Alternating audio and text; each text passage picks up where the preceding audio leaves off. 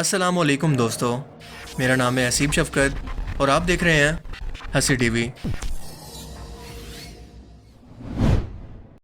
इंसान हमारी ज़मीन को छोड़कर इससे बाहर निकलने में कामयाब हरगिज़ ना होता अगर कुछ जानवरों को तजर्बात के तौर पर और ये जानने के लिए कि इंसान को खला में किन किन खतरात का सामना करना पड़ सकता है ना भेजा जाता।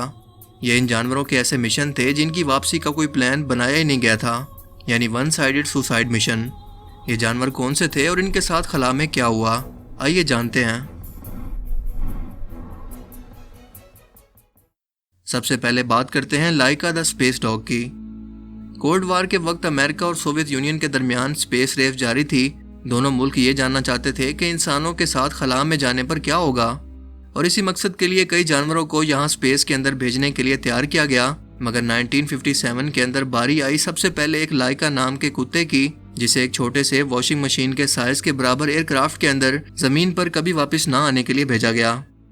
इस मकसद के लिए 3 आवारा कुत्तों को चुना गया, जिसमें लाइका का बर्ताव अच्छा और समझदार होने की वजह से और इस एयरक्राफ्ट के अंदर सूटेबल होने की वजह से इसे चूज किया गया। इसकी पसलियों पर एक ब्रीथिंग सेंसर लगाया गया जो इसके लिए दिल की धड़कन और सांस की रफ्तार को नाप सकता था। एक फीडर और सांस लेने के लिए ऑक्सीजन भी लगाया गया जो कि 7 दिन तक मुसलसल इसे खला के अंदर ऑक्सीजन फराहम करके बचाने का काम कर सकता।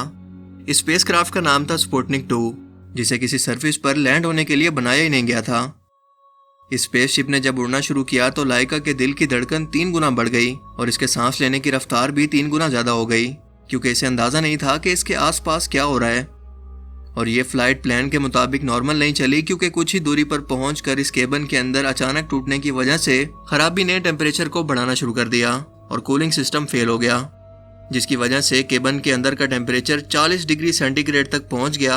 और 3 घंटे इसी हालत के अंदर वक्त गुजारने और वेटलेसनेस का सामना करने के बाद लाइका के लिए यह बर्दाश्त करना बहुत ही मुश्किल काम था, क्योंकि इसके आसपास के हालात की वजह से वो पहले ही टेंशन में था। इसीलिए 6 घंटे के बाद पता चला कि इसकी हार्ट बीट या दिल की धड़कन बंद हो चुकी है। लेकिन सोवियत साइंटिस्ट के मुताबिक लाइका अभी भी जिंदा थी और इनके इंस्ट्रूमेंट के अंदर कोई खराबी आ गई थी, जिसकी वजह से वो उसे डेड बता रहे थे। इसीलिए दुनिया के सामने 9 दिन के बाद इसकी मौत को अनाउंस किया गया। 5 महीने के बाद पता चला कि इसकी शिप जमीन के मदार से बाहर निकलकर खला के एटमॉस्फेयर के अंदर जल गई और इस कुत्ते की मौत के बाद भी इसकी बॉडी इस हादसे के अंदर जल गई और स्पुतनिक 2 की बाकियात वापसी जमीन पर आकर गिरी, जिसके अंदर लाइका का नामो निशान तक मिट चुका था। मगर इसकी कुर्बानी ने साइंटिस्ट को यह बताया कि इंसान अगर चाहे तो इस जमीन के मदार से बाहर भी निकल सकते हैं, जहाँ स्पेस के कई राज इनके मुंतजिर हैं।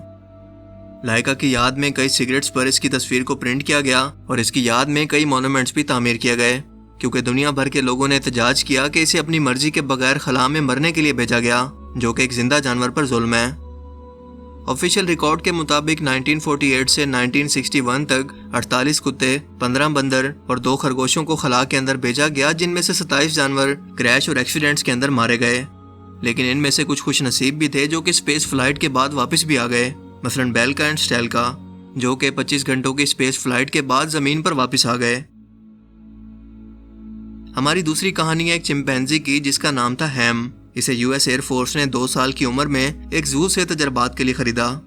इसकी फ्लाइट ने इंसानों को यह बताया कि ना सिर्फ वो खला के अंदर सेहतमंद और कॉन्शियस रह सकते हैं, बल्कि तमाम टास्क भी परफॉर्म कर सकते हैं, बस स्पेस सूट जैसी कुछ एहतियाती तदाबीर इख्तियार करके।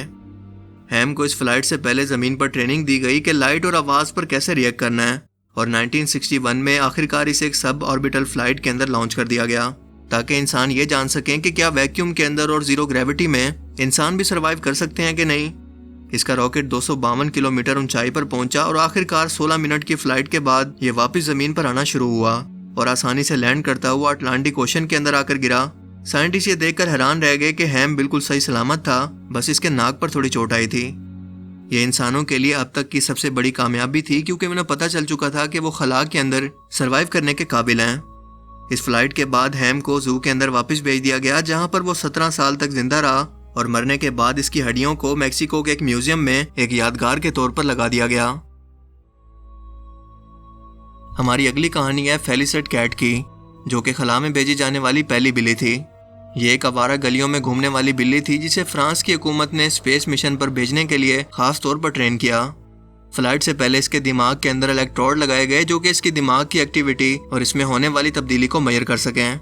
जिसका मकसद ये जानना था कि खला के अंदर इंसान के दिमाग पर और उसकी बॉडी पर खला के दबाव का क्या असर होगा।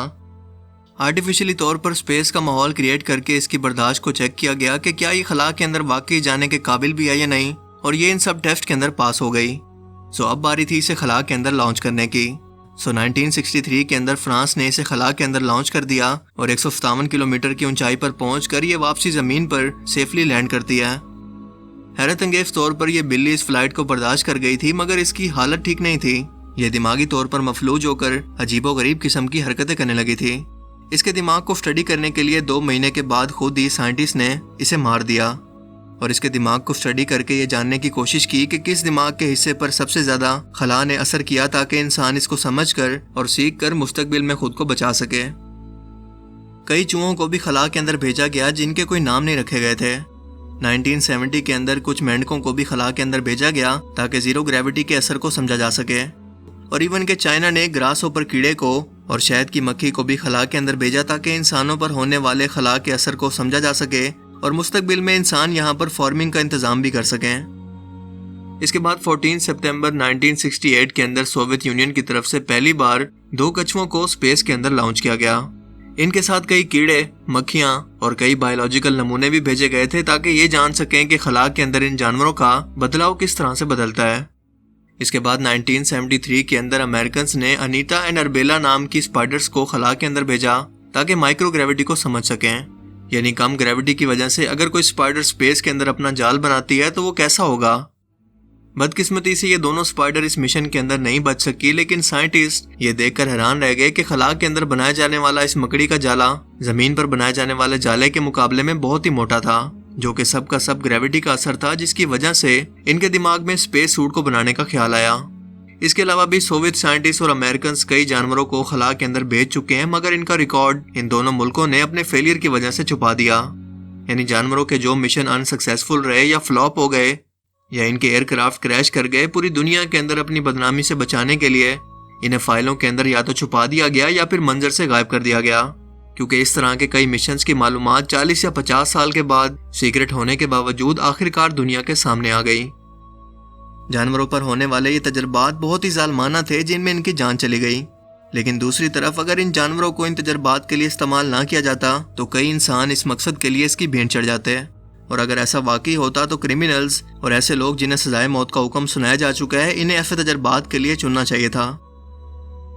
लेकिन आप इस बारे में क्या सोचते हैं? अपनी कीमती राय का इजहार कमेंट सेक्शन में जरूर कीजिएगा। अगर ये वीडियो आपको अच्छा लगा और इससे कुछ नया जानने को मिला तो इस वीडियो को लाइक कीजिए और मजीद इस तरह के इन्फॉर्मेटिव वीडियोस के लिए इस चैनल को जरूर सब्सक्राइब करें। अब मैं मिलूंगा आपसे एक ऐसी ही नई इंटरेस्टिंग वीडियो में। तब तक के लिए अपना बहुत सा ख्याल रखिएगा। Thanks for watching this video. अल्लाह हाफिज़।